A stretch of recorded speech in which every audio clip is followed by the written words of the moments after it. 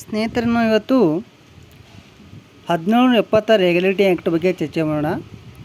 ನಿಯಂತ್ರಣ ಅಧಿನಿಯಮ 1773. ಸ್ನೇಹಿತರೆ, ಇಲ್ಲಿ ಈಸ್ಟ್ ಇಂಡಿಯಾ ಕಂಪನಿಯು ಜಾರಿಗೆ ತಂದ ಇದು ಮೊದಲ ಕಾಯ್ದೆಯಾಗಿದೆ. ಇಲ್ಲಿ ಏನಂದರೆ, ರಾಬರ್ಟ್ ಕ್ಲೈವ್ ಬಂಗಾಳ ಪ್ರಾಂತ್ಯದಲ್ಲಿ ದ್ವಿಮುಖ ಸರ್ಕಾರ ಜಾರಿಗೆ ತಂದಿರ್ತಾನೆ ಸ್ನೇಹಿತರೆ. ಅದನ್ನು ಈ ಆ್ಯಕ್ಟ್ ಏನು ಮಾಡುತ್ತೆ ಅಂದರೆ ರದ್ದುಗೊಳಿಸಲಾಗಿತ್ತು. ಇನ್ನೊಂದು ಏನಪ್ಪ ಅಂದರೆ, ಬಂಗಾಳದ ಗವರ್ನರ್ ಹುದ್ದೆಯನ್ನು ಬಂಗಾಳ ಗವರ್ನರ್ ಜನರಲ್ ಹುದ್ದೆ ಎಂದು ಬದಲಾಯಿಸಿದ ಸ್ನೇಹಿತರೆ ಆ್ಯಕ್ಟು. ಮುಂದೆ ಈ 4 ಮಂದಿ ಸದಸ್ಯರಿಂದ ಕೂಡಿದ ಒಂದು ಕಾರ್ಯಕಾರಿ ಮಂಡಳಿ ರಚಿಸಲಾಯಿತು ಸ್ನೇಹಿತರೆ. ಇದೇ ಬಂಗಾಳದ ಗವರ್ನರ್ ಹುದ್ದೆಯನ್ನು ಬಂಗಾಳದ ಗವರ್ನರ್ ಜನರಲ್ ಹುದ್ದೆ ಎಂದು ಬದಲಾಯಿಸಿತು. ಆದರೆ ಆ ಮೊದಲ ಗವರ್ನರ್ ಜನರಲ್ ಯಾರಾದ್ರಪ್ಪ ಅಂದರೆ ವಾರ್ನ್ ಹೇಸ್ಟಿಂಗ್ಸು. ಇಲ್ಲಿ ಏನಂದರೆ, 4 ಮಂದಿ ಸದಸ್ಯರಿಂದ ಕೂಡಿದ ಒಂದು ಕಾರ್ಯಕಾರಿ ಮಂಡಳಿ ರಚಿಸಲಾಯಿತು ಸ್ನೇಹಿತರೆ. ಮುಂದೆ ಒಬ್ಬ ಮುಖ್ಯ ನ್ಯಾಯಾಧೀಶರು ಮತ್ತು 3 ಜನ ನ್ಯಾಯಾಧೀಶರು ಒಳಗೊಂಡ ಸುಪ್ರೀಂ ಕೋರ್ಟ್ ಕಲಕತ್ತಾದಲ್ಲಿ ಸ್ಥಾಪನೆಗೆ ಅವಕಾಶ ಮಾಡಿಕೊಟ್ಟಿತ್ತು.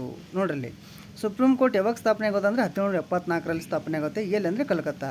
ಈ ಆ್ಯಕ್ಟ್ ಏನು ಮಾಡುತ್ತೆ ಅಂದರೆ, ಒಬ್ಬ ಮುಖ್ಯ ನ್ಯಾಯಾಧೀಶರು ಮತ್ತು 3 ಜನ ನ್ಯಾಯಾಧೀಶರು ಒಳಗೊಂಡ ಒಂದು ಸುಪ್ರೀಂ ಕೋರ್ಟ್ ಕಲಕತ್ತಾದಲ್ಲಿ ಸ್ಥಾಪನೆಗೆ ಒಂದು ಅವಕಾಶ ಮಾಡಿಕೊಟ್ಟಿತ್ತು. ಮುಂದೆ ಸುಪ್ರೀಂ ಕೋರ್ಟ್ 1774ರಲ್ಲಿ ಕಲಕತ್ತಾದಲ್ಲಿ ಸ್ಥಾಪನೆ ಆಗುತ್ತೆ ಸ್ನೇಹಿತರೆ. ಇದರ ಮೊದಲ ಮುಖ್ಯ ನ್ಯಾಯಾಧೀಶ ಯಾರಾಗಿರ್ತಾರೆ ಅಂದರೆ ಸರ್ ಎಲಿಜಾ ಇಂಪೆ. ಯಾರು? ಸರ್ ಎಲಿಜಾ ಇಂಪೆ ಇದರ ಮೊದಲ ಮುಖ್ಯ ನ್ಯಾಯಾಧೀಶರಾಗಿರ್ತಾರೆ.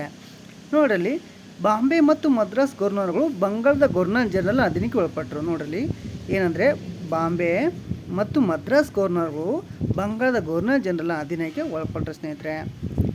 ಇಲ್ಲಿ ಇನ್ನೊಂದು ಇಂಪಾರ್ಟೆಂಟ್ ಏನಪ್ಪ ಅಂದರೆ, ಭಾರತದಲ್ಲಿ ಬ್ರಿಟಿಷರ ಆಡಳಿತವನ್ನು ಕೇಂದ್ರೀಕರಿಸುವಲ್ಲಿ, ನೋಡಿರಿ, ಬ್ರಿಟಿಷ್ ಆಡಳಿತವನ್ನು ಕೇಂದ್ರೀಕರಿಸುವಲ್ಲಿ ಈ ಅಧಿನಿಯಮ ಬ್ರಿಟಿಷ್ ಸಂಸತ್ತಿನ ಮೊದಲ ಕ್ರಮವಾಗಿದೆ. ಓಕೆ ಸ್ನೇಹಿತರೆ, ನಮ್ಗೆ ಗೊತ್ತಾಯ್ತು ಏನಂದರೆ, ರೆಗ್ಯುಲೇಟರಿ ಆ್ಯಕ್ಟ್ 1773 ಇದು ಈಸ್ಟ್ ಇಂಡಿಯಾ ಕಂಪನಿಯು ಜಾರಿಗೆ ತಂದ ಮೊದಲ ಕಾಯ್ದೆಯಾಗಿದೆ. ರಾಬರ್ಟ್ ಕ್ಲೈವ್ ಬಂಗಾಳ ಪ್ರಾಂತ್ಯದಲ್ಲಿ ಜಾರಿಗೆ ತಂದಿದ್ದ ದ್ವಿಮುಖ ಸರ್ಕಾರ ರದ್ದುಗೊಳಿಸಿತು. ಬಂಗಾಳದ ಗವರ್ನರ್ ಹುದ್ದೆಯನ್ನು ಬಂಗಾಳದ ಗವರ್ನರ್ ಜನರಲ್ ಹುದ್ದೆಯನ್ನು ಬದಲಾಯಿಸಿತು. ಇದರ ಮೊದಲ ಗವರ್ನರ್ ಜನರಲ್ ವಾರ್ನ್ ಹೇಸ್ಟಿಂಗ್ಸು. ಅದೇ ರೀತಿ ವಾರ್ನ್ ಹೇಸ್ಟಿಂಗ್ಸ್ಗೆ ಹೆಲ್ಪ್ ಮಾಡಲು 4 ಮಂದಿ ಸದಸ್ಯರಿಂದ ಕೂಡಿದ ಒಂದು ಕಾರ್ಯಕ್ರಮವನ್ನು ರಚಿಸಲಾಯಿತು. ಮುಂದೆ ಒಬ್ಬ ಮುಖ್ಯ ನ್ಯಾಯಾಧೀಶರು 3 ಜನ ನ್ಯಾಯಾಧೀಶರನ್ನು ಒಳಗೊಂಡ ಸುಪ್ರೀಂ ಕೋರ್ಟ್ ಎಲ್ಲಿ ಸ್ಥಾಪನೆ ಆಯಿತು ಅಂದರೆ ಕಲಕತ್ತಾದಲ್ಲಿ ಸ್ಥಾಪನೆಗೆ ಅವಕಾಶ ಮಾಡಿಕೊಟ್ಟಿತ್ತು. ಮುಂದೆ ಇದರ ಮೊದಲ ಮುಖ್ಯ ನ್ಯಾಯಾಧೀಶರು ಯಾರಾಗ್ತಾರೆ ಸುಪ್ರೀಂ ಕೋರ್ಟ್ ಅಂದರೆ ಸರ್ ಎಲಿಜಾ ಇಂಪೆ ಅವರು. ಮುಂದೆ ಬಾಂಬೆ ಮತ್ತು ಮದ್ರಾಸ್ ಗವರ್ನರ್ಗಳ ಬಂಗಾಳದ ಗವರ್ನರ್ ಜನರಲ್ ಅಧೀನಕ್ಕೆ ಒಳಪಟ್ಟರು. ಯಾರು? ಬಾಂಬೆ ಮತ್ತು ಮದ್ರಾಸ್ ಗವರ್ನರ್ಗಳು ಬಂಗಾಳದ ಗವರ್ನರ್ ಜನರಲ್ ಅಧೀನಕ್ಕೆ ಒಳಪಟ್ಟರು ಸ್ನೇಹಿತರೆ.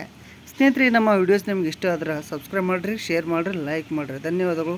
ಶುಭ ದಿನ.